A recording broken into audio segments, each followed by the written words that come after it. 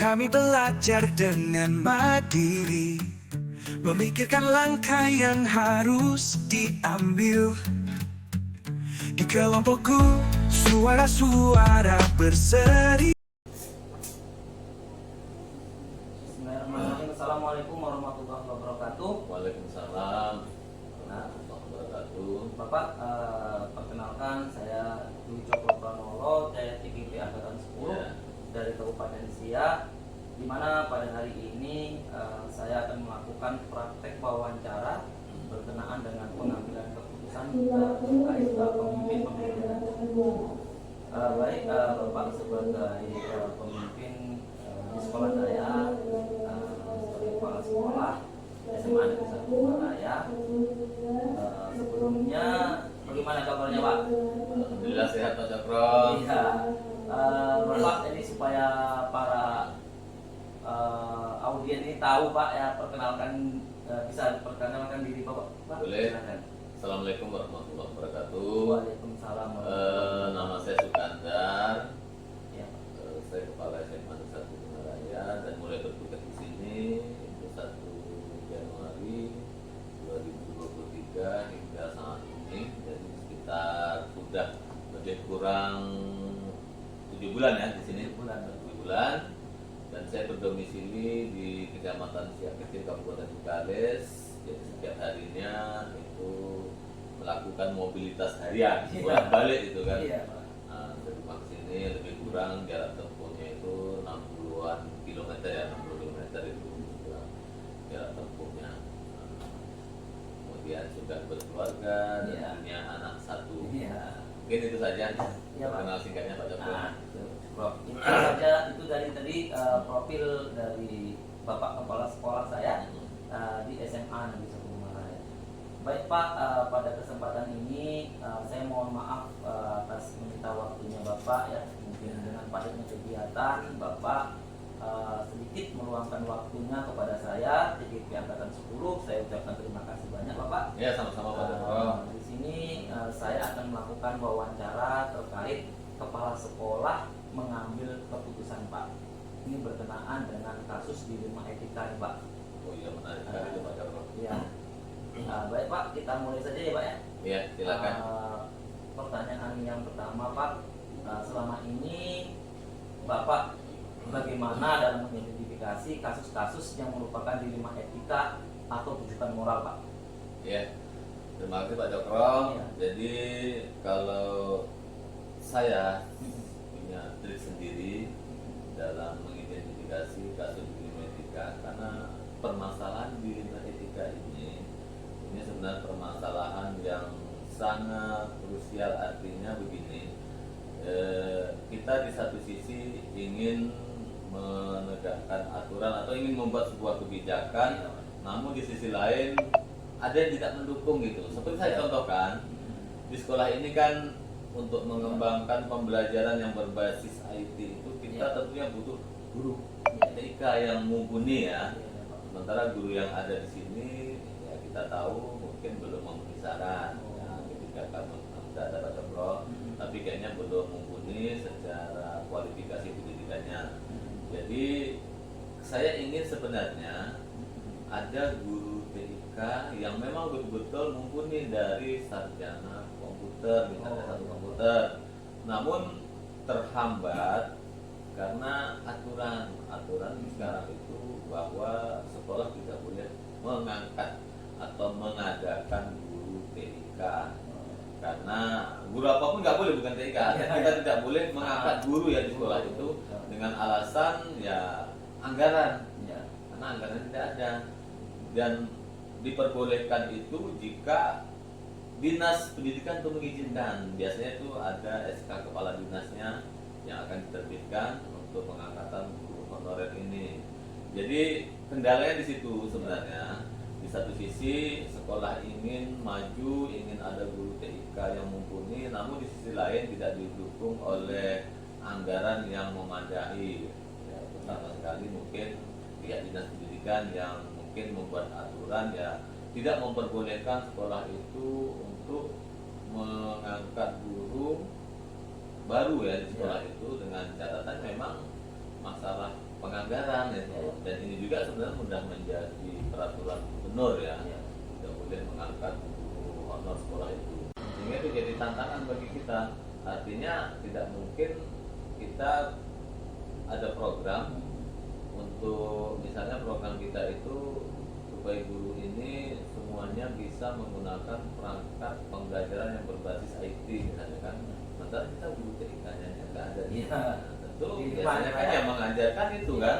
Jadi ini tantangan rasanya. Ya nggak mungkin lah zaman yang sudah semodern ini ya kita masih manual misalnya dalam memberikan pembelajaran sama siswa. Nah, itu dia tantangan bagi saya. Di dalam menyelesaikan dilema etika nih Pak, Bapak nih biasanya mengambil penyelesaian atau solusi gitu kan dalam menyelesaikan permasalahan Bapak ini biasanya lebih pingin cepat gitu ya selesai, ataukah Bapak mungkin membutuhkan prosedur gitu Pak? Yang mana Pak? Biasanya bilangnya kita kan biasanya kan ada rapat untuk bulanan. Iya. Bulanan untuk rapat. Dalam rapat itu ya, tentu kita bahas juga permasalahan seperti ini kan. Itu biasanya terjadwal ya. Iya. Kan terjadwal. Jadi secara prosedural ya Pak ya.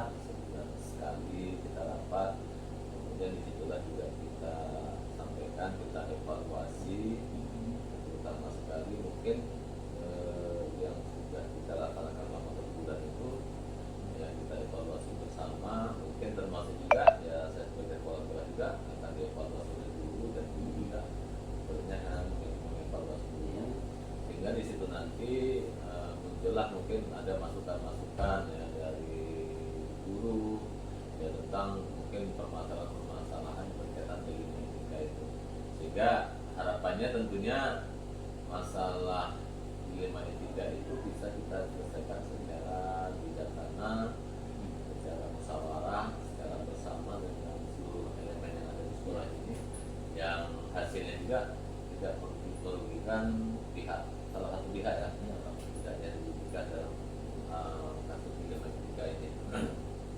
Adakah nih Pak seseorang di balik di belakang Bapak gitu ya yang mempermudah dan membantu mengambil keputusan di dalam Bapak menjadi pemimpin ini Pak, kira-kira Kalau yang mempermudah ya, iya. artinya kalau mempermudah itu ya banyak ya, misalnya rekan-rekan kita, kepala sekolah misalnya, itu juga kan bisa sharing kita kan melalui FKKS juga. Itu kadang kita kan ada juga rapat KKS bulan sekali, kita biasanya kan juga sharing juga itu tentang permasalahan di sekolah. Kemudian juga yang jelas atasan kita lah ya, ada pengawas, ada pengawas sekolah kan. Nah itu senantiasa membimbing kita bidang Kajadis. Nah itu juga mungkin merupakan orang mitra kerja dari kepala sekolah lah yang bisa kita ajak berdiskusi untuk menyelesaikan permasalahan di sekolah kita. Menarik sekali nih Pak ya, dari semua yang kita tadi bincang-bincangkan nih Pak, saya tadi melihat saya senang ya Bapak mengambil keputusannya tadi dan bagus sekali, saya tertarik ya, mana tahu nanti saya juga bisa belajar dari Bapak ini. Kira-kira Pak, pelajaran apa yang Bapak bisa petik dari apa yang kita sampaikan, apa yang kita bicarakan ini Pak, kira-kira apa tentang keputusan dilema etika ini? Ya, yang pertama dilema etika ini tidak bisa kita putuskan secara sepihak ya.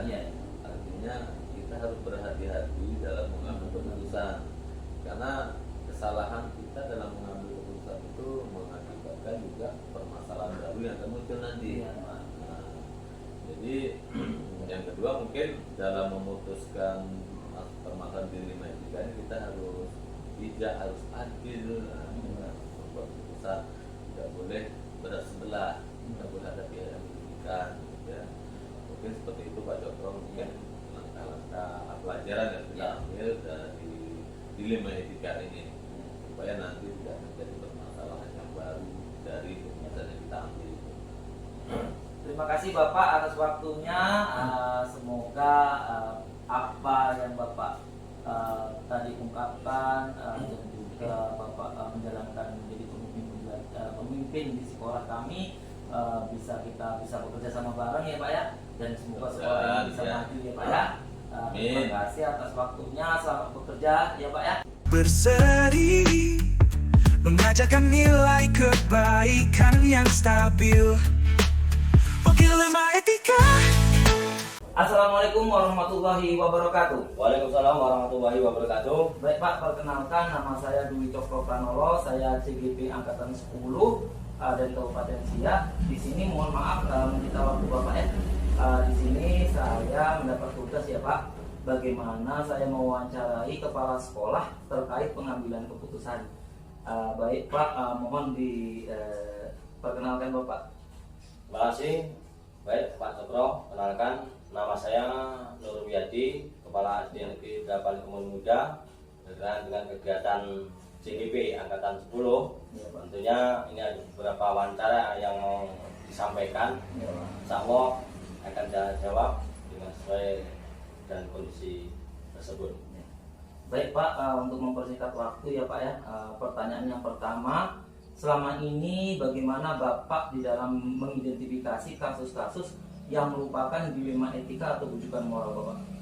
Baik Pak Cokro, berbicara masalah dilema etika maupun rujukan moral ini, terkadang saya terus terang mengalami beberapa kesulitan. Dan ini disebabkan apa? Kalau kita betul-betul kita sampaikan kepada orang yang berwenang, tentunya akan ada orang-orang yang tersakiti. Nah, kalau kita berbohong, tentunya berkenaan hal-hal tersebut ya akan berjalan begitu-begitu aja. Ya. Nah, tentunya kurang enggak ada perubahan. Ya. Baik Bapak, selanjutnya Bapak selama ini bagaimana Bapak di dalam menjalankan pengambilan keputusan di sekolah Bapak, terutama untuk kasus-kasus di mana ada kepentingan yang sama-sama benar dan juga sama-sama mengandung nilai-nilai kebajikan Bapak? Berkenaan dengan hal tersebut nih, selama ini tentunya dalam mengambil sebuah keputusan tersebut kita harus melihat prinsip-prinsip yang terutama itu musyawarah dan mufakat. Nah, ketika menghadapi kasus-kasus tersebut di mana dua kepentingan ini harus sama-sama mengandung nilai-nilai kebijakan. Ya, baik Bapak. Pertanyaan selanjutnya ya Bapak ya, langkah-langkah atau prosedur apa kira-kira yang Bapak lakukan selama ini Pak? Baik Pak Cokro, tentunya dalam mengambil sebuah keputusan itu ada prosedur-prosedur yang harus kita perhatikan. Nah, tentunya yang pertama kita harus komunikasi yang baik dengan orang-orang yang terlibat dalam sebuah permasalahan tersebut ataupun orang-orang yang ada di sekitar kita. Kemudian juga kita sebagai pimpinan tentunya hendaknya juga harus bisa memberikan contoh-contoh kepada warga di satuan pendidikan tersebut. Baik Bapak, terima kasih, menarik sekali ini Bapak. Kita lanjutkan ya Pak ya. Pertanyaan yang keempat adalah hal-hal apa saja yang selama ini Bapak anggap efektif di dalam pengambilan keputusan pada kasus-kasus dilema etika atau rujukan moral Bapak? Berkenaan dengan kasus-kasus dilema etika ataupun rujukan moral, tentunya ini ada hal-hal yang perlu diperhatikan agar efektif dalam mengambil sebuah keputusan tersebut. Nah, di antaranya tentunya kita harus konsultasi dengan pihak-pihak terkait. Nah, dengan hal tersebut tentunya dapat kita memberikan pencerahan. Kemudian berpegang pada prinsip-prinsip etika yang berlaku. Artinya apa? Kejujuran, itu kan, kemudian keadilan, tanggung jawab. Nah, ini prinsip-prinsip ini harus betul-betul kita jalankan dengan baik.